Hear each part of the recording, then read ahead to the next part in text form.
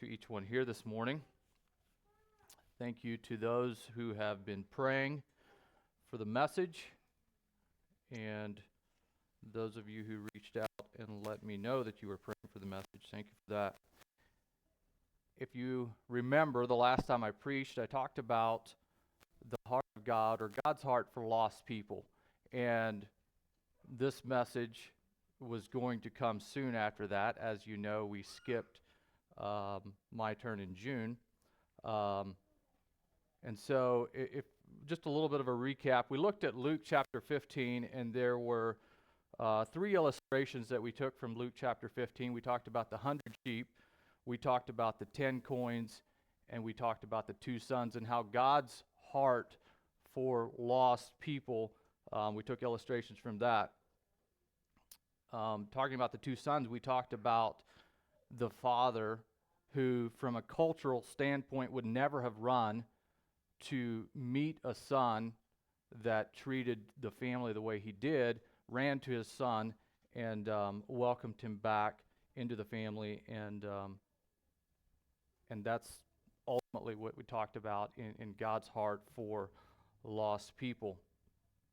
This message was partially inspired by a story that I read by Kevin Miller, and I will read part of that story later. But talking about, actually, let's go to Matthew chapter 9 first. Matthew chapter 9, in verse 13, it says, "But go ye and learn what that meaneth, I will have mercy and not sacrifice." And that verse kind of grabbed me this past week. But go and learn what that meaneth. What does it mean? I will have mercy and not sacrifice. I'd like to title the message this morning, "The God of Mercy." And we know that we're going to touch basically on mercy. We know God's a God of justice as well, but we're going to look at mercy this morning, and thinking of adding this to God's heart for lost people, thinking of our response to the lost around us, thinking of everyday evangelism, and how mercy ties in with that. I'm going to ask you to stand, and I think we will read Matthew 9, 1 through 13. So if you all stand, I'll read it, you follow along. "And he entered into a ship and passed over and came into his own city. And behold, they brought to him a man sick of the palsy, lying on a bed. And Jesus, seeing their faith, said to the sick of the palsy, Son, be of good cheer, thy sins be forgiven thee. And behold, certain of the scribes said within themselves, This man blasphemeth. And Jesus, knowing their thoughts, said, Wherefore think ye evil in your hearts? For whether is it easier to say, Thy sins be forgiven thee, or to say, Arise and walk?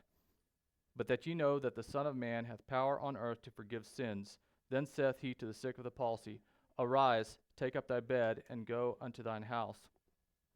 And he arose and departed to his house. But when the multitude saw it, they marveled and glorified God, which had given such power unto men. And as Jesus passed forth from thence, he saw a man named Matthew sitting at the seat of custom, and he said unto him, Follow me. And he arose and followed him. And it came to pass, as Jesus sat at meat in the house, behold, many publicans and sinners came and sat down with him and his disciples. And when the Pharisees saw it, they said unto his disciples, Why eateth your master with publicans and sinners? But when Jesus heard that, he said unto them, They that be whole need not a physician, but they that are sick. But go ye and learn what that meaneth. I will have mercy and not sacrifice, for I am not come to call the righteous, but sinners to repentance. And you can be seated. I want to start by asking you a question, and I think it's an important question, something that I don't want us to ignore. In fact, I think it would be good if you maybe wrote it down and ask yourself this question later as well. But I want you to ponder on it. Is my life pleasing to God? So it's a personal question, something that all of us should ask ourselves. Is my life pleasing to God? How are you going to answer that question? What what are you going to use as the basis for your answer to that question? Are you going to think about how often I go to church, how much time I spend in prayer, how much time I spend in my personal devotions? Maybe it's how many times I've held an office in the church. What are you going to use as the basis for your answer? Is my life pleasing to God? Daryl talked about the tongue last Sunday. Maybe it's how will I control my tongue or my anger? Like, am I a controlled person? What is the basis to that question going to be? And what we're going to, as we look at that question, is my life pleasing to God? Chances are we're going to gravitate towards some of the things that we do, but that's probably not the best approach. And let me give you an example, and it's a simple story as an illustration that I think all of us will get, all of us could relate to. Let's say, as an illustration, you're a husband, and your job is primarily, it revolves around problem solving. That's what you do. You're a problem solver. You figure things out. You figure out how to overcome obstacles. You make things work. You're a problem solver. So one day you go to work, and you work for 8 or 9 hours problem solving. And you solve a bunch of problems, and you come home, and as you walk in the door, you meet your wife, who's a stay-at-home mom with 2 children, and you say, "Hey, honey," or I heard doll face this last week, so whatever you call her, "Hey, honey, how was your day?" And she responds by saying, "It was terrible. The children fought all day long, and whatever I tried to do, it didn't matter. It didn't help. I couldn't get them to stop fighting. It was miserable. I had a miserable day." And you pause, because it's not really the answer that you were expecting to hear. And then you respond by saying, because, remember, you're a problem solver, maybe if you would spend some time organizing your day and thinking through your day a little bit more and planning activities to keep them apart, or maybe if you try to separate them throughout the day, they wouldn't fight so much. So you say that because you're a problem solver. And when you finish, your wife looks at you with a look of disappointment, unlike anything you've seen before. And it's startling to you. And she says in an emphatic way, "You just don't understand." And now she's crying, and you're confused, and everybody thinks you're a jerk, right? You can kind of get that. We as men sometimes think we know what our wife wants, and it's not at all what she is wanting. Your wife was not looking for some overly simplified solution to the problem. All she wanted was some empathy and some understanding in that situation. That's it. And when she told you how bad her day was, all she wanted to hear you say was, "Wow, honey," or "doll face, you're a really," or "wow, that sounds really difficult. You're an amazing mother, and our children are blessed to have you as their mother." That's all she was wanting to hear.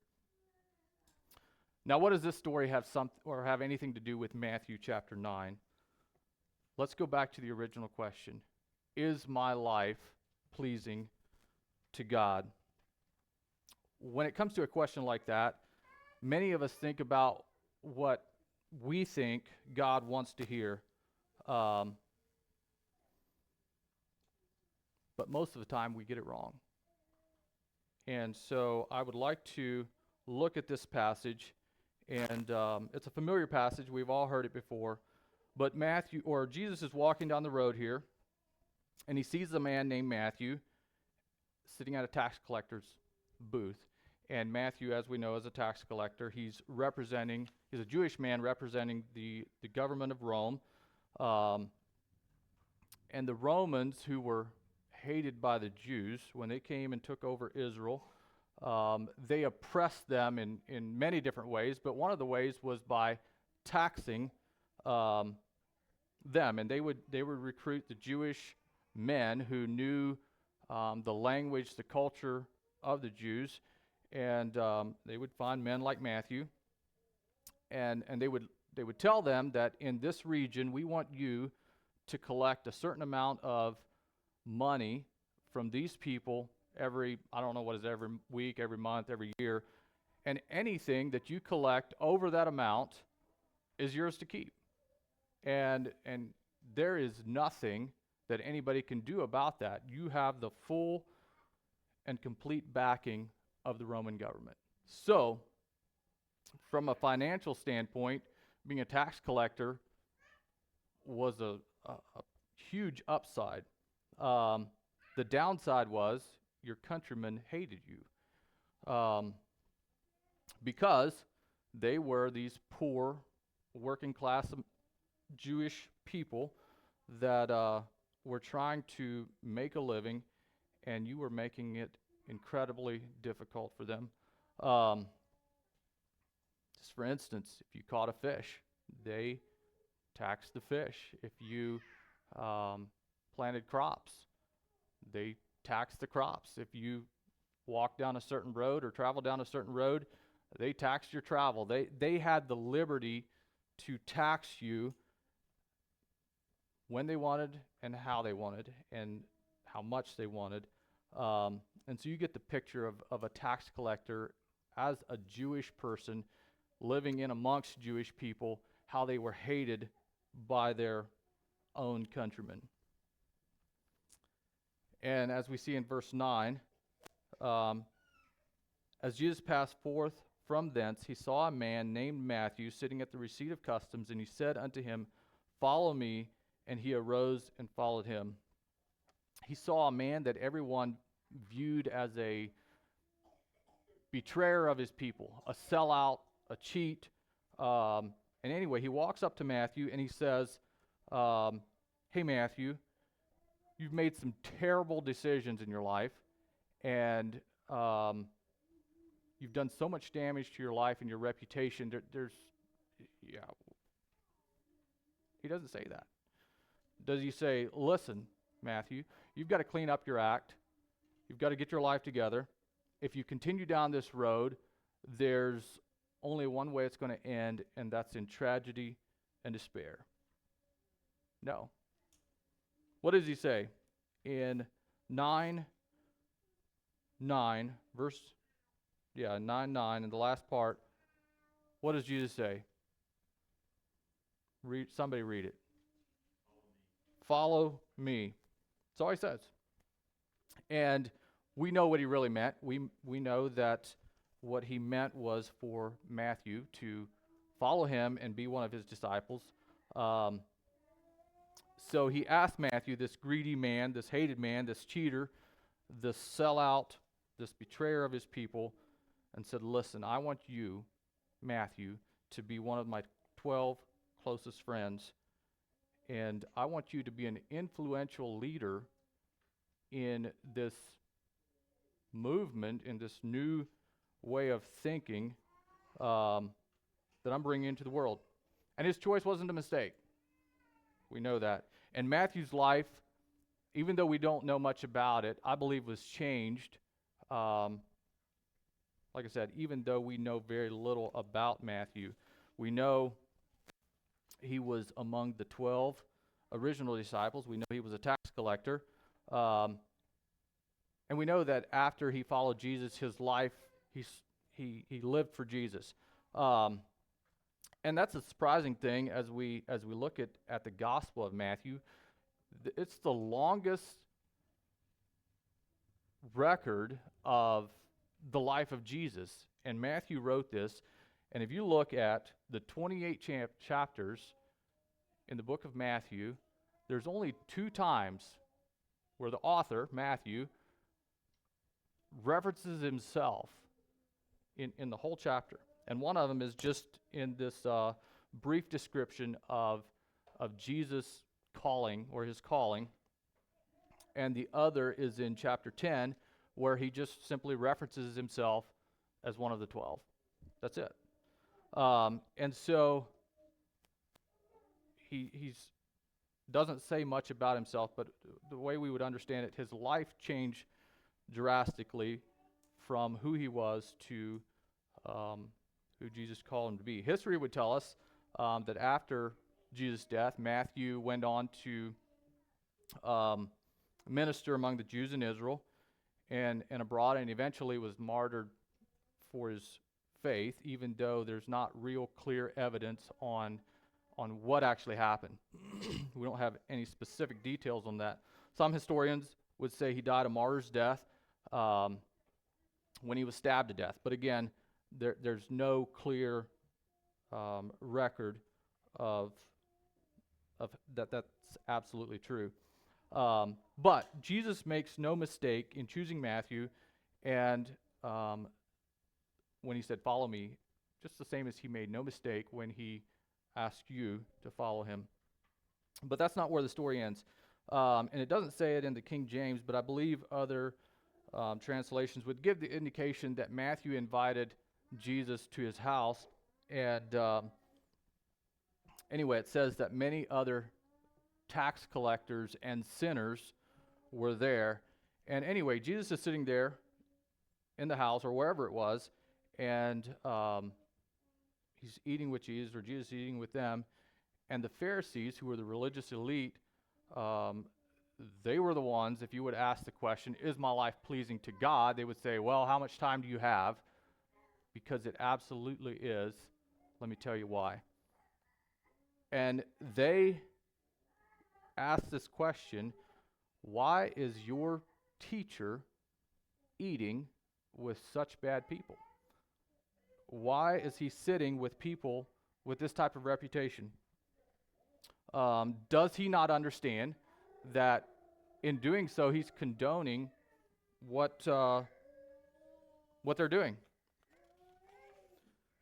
He's making it look okay. Does he not know what the verse in Psalm says about blessed is the man that walketh not in the counsel of the wicked, or stand in the way of sinners, or sit in the seat of scornful? Doesn't Jesus know that? And they're asking him. But notice Jesus' response to that question. And this is the part that I really want us to look at, is in verse 12 and 13. He says, healthy people don't need a doctor. Sick people do. And in our culture of tolerance, we say nobody's really bad. Like it's nobody's really sick.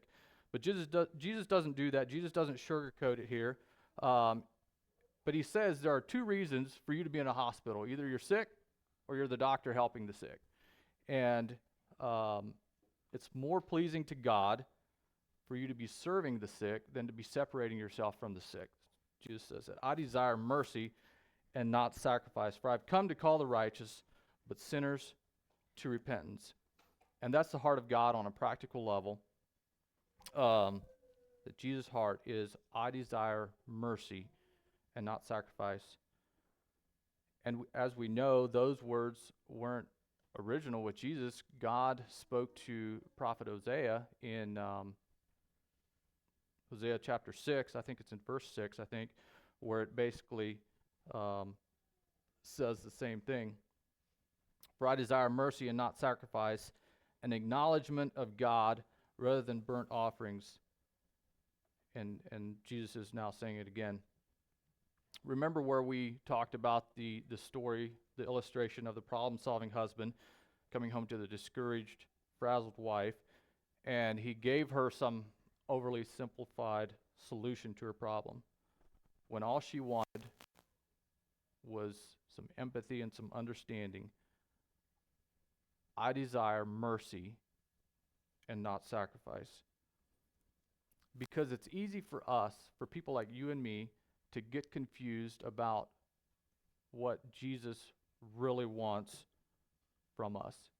Is my life pleasing to God? Do sacrifices matter? Absolutely they do. Jesus is interested in our sacrifices. Sacrifices are pleasing to God. But this story that we looked at here, in the story of Jesus calling Matthew, teaches us that showing mercy to people whose lives are messy, regardless of the reason, is more pleasing to God than the sacrifices that happen in the religion of the righteous. I'll say that again. The story about Jesus calling Matthew shows us that showing mercy to people whose lives are messy, regardless of the situation, is more pleasing to God than the sacrifices of the religion in the right, or the righteous in religion. Sorry, I said that wrong. In the religion of the righteous. And that might be a shocking statement, but I believe that the heart of God wants us to grasp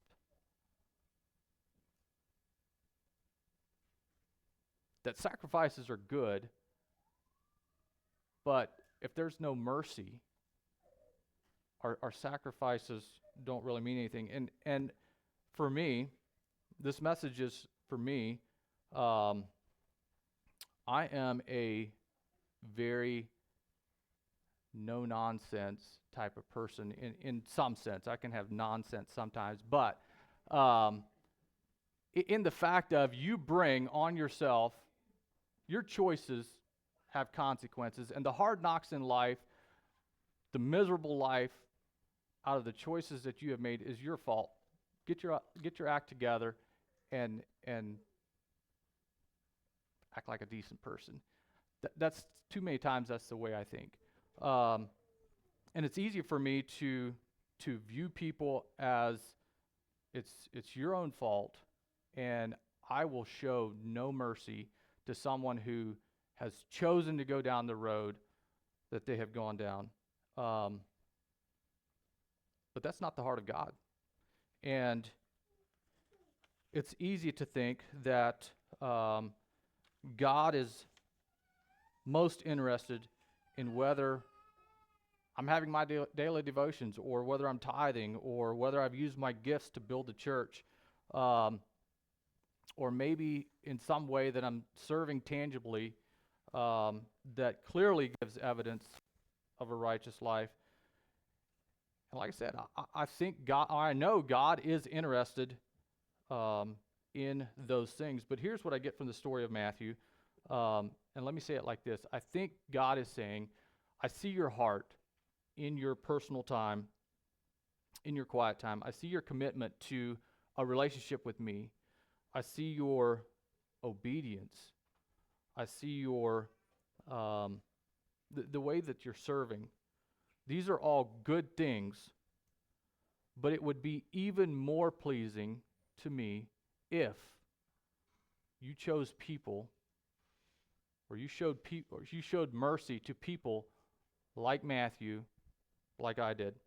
And as I think back over my life, and you can think back over yours, of times where people showed you mercy, or people saw something in you that you may have never seen in yourself, and they took you, they loved you enough to show you those things. They gave you another chance. You may not have been sitting at a tax collector's booth, but I bet you weren't far from it. And in thinking of tax collectors and sinners, we were all associated with sinners in thinking of being separated from God. And I'd like to read this story from Kevin Miller. And this is kind of what got me thinking um, down this line. So he writes a story. He talks about him and his family going to Sarasota, Florida, and they were in a bookstore, and they didn't see it happen, but his daughter, and I don't know what age his daughter was, um, they heard this thump, and she had passed out and hit her head pretty hard on either the table or the floor or something. They didn't really know where or how. Anyway, so they called the ambulance out, and they came, and they looked at her and ended up saying, we think we need to take her in. And so they take her in, and figured out in the hospital that she had bleeding on her brain. So they said, we're going to keep her for a couple days and just keep an eye on it. And I'd like to read what he said about his experience. He said, I was so impressed with the nurses there because they were so kind to her. They would lean over the bed and say, how are you doing? And they would take her hand and pat it and say, I hope you feel better, honey. This is the South where they call you honey. And then, because it was the Bible Belt, some of them even said, I'm praying that you'll get better real soon. It was so sweet, and I thought, man, that's wonderful. But on the other side of a very thin curtain in the room, I noticed a patient who was about my daughter's age, and there was no mercy there. The hospital staff said things like, wake up, come on now, talking to her in a rough tone. I didn't understand until they started to examine her, and she started swearing at them like a sailor. What the blank, you blankety blanks? Why are you so late? Why are you doing this to me, you blank, blank, blank? I thought, okay, they're trying to help her, and she's swearing at them, so maybe that's why. But the real answer came out the next morning. The doctor came in on his rounds, and instead of coming over to the bed like he'd done with Anne, taking her hand and looking her in the eye and smiling at her, the doctor stood back about 5 feet from the end of the bed, right in my line of vision, right in line with my vision where I was sitting on the other side of the room. In a curt, rough voice, the doctor said, so where does your arm hurt? Show me your arm. Wow, that's quite an abscess. Do you shoot up? She said, yes. When was the last time you shot up? She said, yesterday morning. What are you shooting up with? She said, heroin. Have you had an HIV test? No. Okay, we're going to get that abscess lanced. And then he left. He did his professional duty, but he showed no mercy. Unsurprisingly, because inside their hearts, the medical professionals are thinking, you brought this on yourself. I know we're going to see you back here in about 3 weeks. Take me, sitting in the hospital room with the heroin addict. I was trying to get some sleep at 4:30 in the morning, thinking, maybe I could nod off for a few minutes if you would stop swearing at the people trying to help you. But what if I stepped back and thought, my need is the same as your need. My daughter fell and hit her head. I have a need to know that she is okay. Somewhere along the line, you fell and hit your soul. I don't know what it was. I'm guessing you grew up unloved, maybe neglected, or even abused. You were kicked to the curb by life, and you reached the point where you said to yourself, I need some way, any way, to make this pain stop. And if I'd had those same set of circumstances, because my need to be loved and my need to have the pain stop, I may have done the same thing. Then once you reach the place where you realize my need is the same as yours, then you move to my danger is greater than yours. She was hooked on heroin, but I'm hooked on pride. I want everybody to think that my spiritual life is together, and pride is the most insidious of all sins. It got Satan thrown down out of heaven. When pride gets mixed in with religion, it's toxic. If you mix pride with religious leadership, it's devastating. You'll know you've gotten to the right frame of mind internally when you want to cry out, Lord, have mercy on me, a sinner. How is it that I think I am so pleasing to you when I've checked off my Bible studies, but I have carefully structured my life to spend as little time as possible with people who are messy and a wreck? How could I possibly think that I am better than them what was going on in my heart. And this is a story he wrote. And that's what really got me to thinking in this situation, it would have been easy to take the approach of you've brought this on yourself. And we do that with people around us. You've brought that on yourself. There's no mercy in our heart for people like that. So I asked the question, what would the genuine practice of mercy be in the context of everyday evangelism? Here's how I would answer that question. And the first answer might seem a little bit odd, but number one, I would say it would look like mercy. Not, I know it sounds strange, but not mercy in the way of it would look like weakness. Not like that. And it wouldn't look like compromise. It would just look like mercy. And in Jesus' day, and even in our day on at least some level, mercy was a sign of weakness. There was I think it was a Roman philosopher in Jesus' day who said that mercy is the disease of the soul. And he was a prominent philosopher in Jesus' day.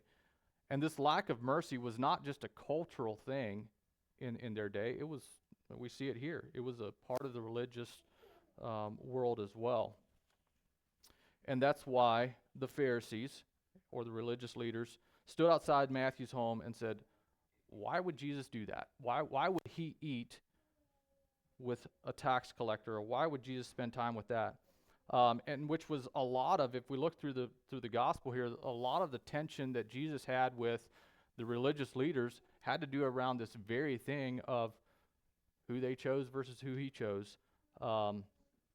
And I know we have been going through Matthew in our Sunday school lesson, but if you look at Matthew chapter 23, Jesus gives it's a scathing chapter of the hypocrisy of the religious leaders. I mean, he talks about woe to you,